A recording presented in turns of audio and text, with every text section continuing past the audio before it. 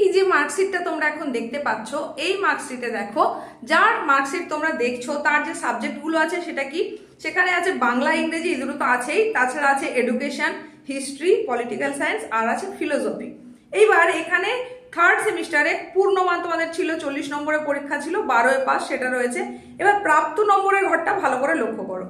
এর যে নম্বরটা পেয়েছে বাংলায় সেটা হচ্ছে 36, ইংলিশে পেয়েছে 28, এডুকেশনে পেয়েছে 30, হিস্ট্রিতে পেয়েছে 26 আর পলিটিক্যাল সায়েন্সে পেয়েছে 22, ফিলোসফি যেটা ফোর্থ সাবজেক্ট সেখানে পেয়েছে 26।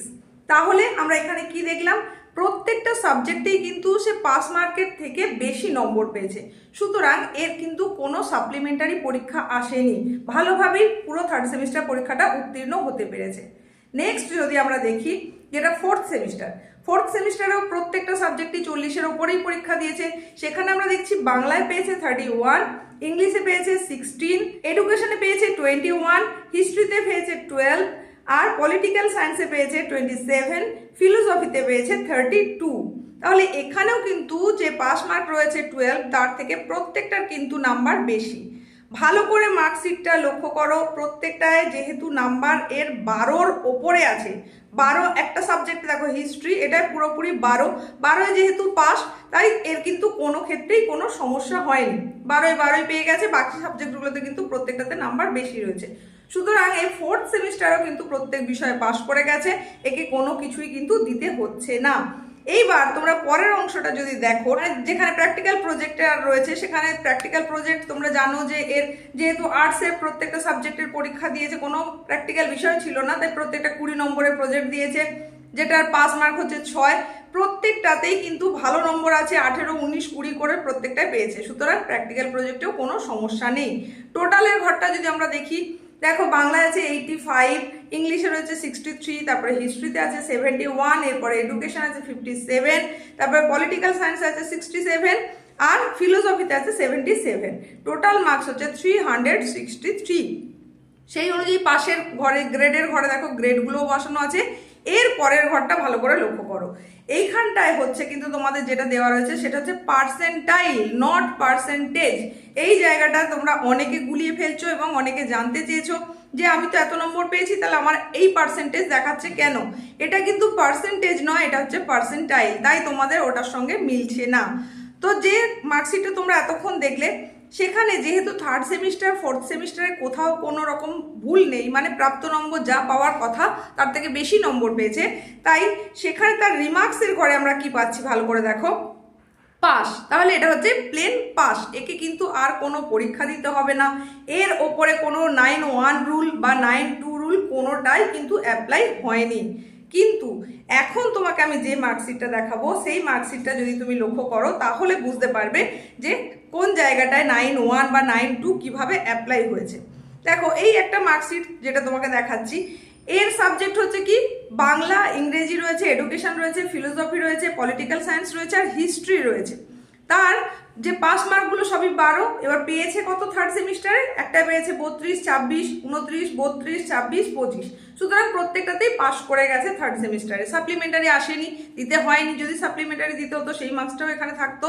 এরপর আমরা ফোর্থ সেমিস্টার যদি লক্ষ্য করি, সেখানে কি দেখবো, বাংলায় 40-এ পেয়েছে 30, ইংরেজিতে 40-এ পেয়েছে 27, এডুকেশনে 40-এর মধ্যে পেয়েছে 19, ফিলোসফিতে 40-এর মধ্যে পেয়েছে 16, পলিটিক্যাল সায়েন্সে 40-এর মধ্যে পেয়েছে 19 আর হিস্ট্রিতে 40-এর মধ্যে পেয়েছে 8।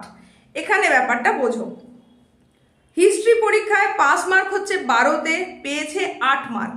তাহলে এখানে কিন্তু এর নাম্বার কম হচ্ছে 4 নম্বর। 4 নম্বরটা যেহেতু এটা হচ্ছে তোমার কি আছে, অপশনাল সাবজেক্ট হিসাবে আছে, এই অপশনাল সাবজেক্টের যে 4 নম্বরটা দরকার, সেখানে কোথা থেকে তাকে দিয়ে পাস করানো হয়েছে। দেখো ফিলোসফির পাশে দেখো একটা স্টার মার্ক দেওয়া আছে, হিস্ট্রির পাশে একটা স্টার মার্ক দেওয়া আছে।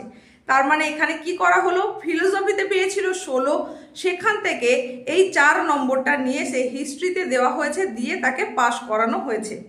এইবার এখানে যদি আমরা দেখি যে পাশের ঘরে যদি তোমরা দেখো, প্রজেক্ট প্র্যাকটিক্যাল যে নাম্বারটা, সেখানে কিন্তু সবে 20-তেই 20 পেয়েছে, প্রত্যেকটা একদম ফুল মার্কস পেয়েছে। সেই অনুযায়ী এর টোটাল মার্কসের উপরে পাশে গ্রেড রয়েছে, পাশে পার্সেন্টাইল রয়েছে। রিমার্কসের ঘরে কিন্তু কি লেখা আছে দেখো, পাস লেখা আছে, রুল 9.2 অ্যাপ্লাইড, এখানে কিন্তু 9.2 অ্যাপ্লাই করে তাকে পাস করানো হয়েছে। তাহলে এই মার্কশিটের ক্ষেত্রে আমরা কি দেখলাম, এখানে হচ্ছে 9.2 রুলটা অ্যাপ্লাই করা হয়েছে। তো এই রকমই বেশ কিছু জনের ক্ষেত্রে কিন্তু হয়েছে, যাদের কারোর হয়তো 9.1 রুল অ্যাপ্লাই করে পাস হয়েছে, কারোর 9.2 রুল অ্যাপ্লাই করে পাস করেছে।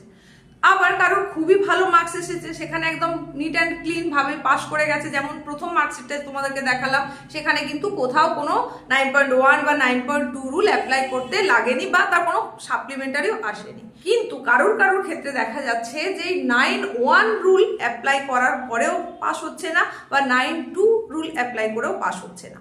এইবার সেখানে তোমরা অনেকে জানতে চেয়েছো যে আমার এই জায়গায় এই মার্কসটা হয়েছে, তাহলে আমাকে পাস করানো হচ্ছে না কেন? কোনো স্টুডেন্ট কোনোভাবেই কিন্তু একই সঙ্গে 9.1 এবং 9.2 এর যে সুবিধা একই সঙ্গে সেটা নিতে পারে না। হয় সে 9.1 এর সুবিধা পাবে, মানে 5% গ্রেস মার্কস পাবে, তা না হলে সে 9.2 এইটার সুবিধা পাবে।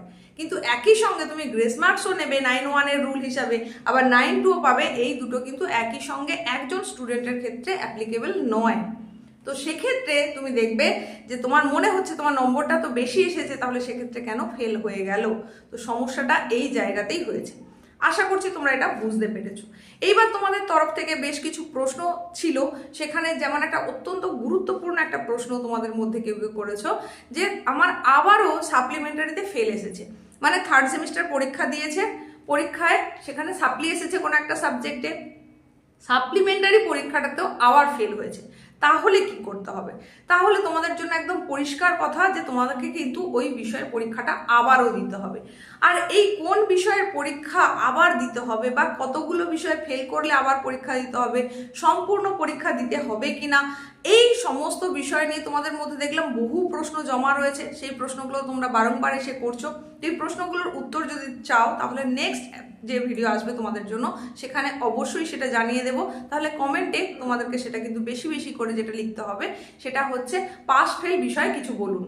এটা সম্পর্কে যদি তোমরা জানতে চাও, তাহলে এইটুকু কথা শুধু লিখে দাও, বা লিখে দাও পাস ফেল, এইটুকু কমেন্টে লেখো। তাহলে পরবর্তী উপস্থাপনায় তোমাদের টোটাল এই সিস্টেমটা সম্পর্কে জানিয়ে দেবো, যে কাদেরকে পুরো বিষয়ের পরীক্ষা দিতে হবে, আবার কাদেরকে দু একটা বিষয়ের পরীক্ষা দিতে হবে, এই সমস্ত ডিটেলস তথ্য কিন্তু সেখানে তোমরা পেয়ে যাবে।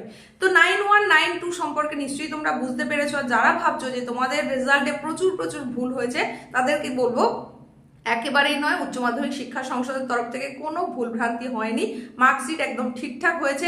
তুমি ভালো করে নিজের মার্কশিট ভেরিফাই করো, তাহলেই বুঝতে পারবে যে কি কারণে ওখানে ফেল দেখাচ্ছে, বা 9.1 রুলের ক্ষেত্রে কি দেখানো হয়েছে, বা 9.2 এর ক্ষেত্রে কি দেখানো হয়েছে। দেখা হচ্ছে নেক্সট উপস্থাপনায়।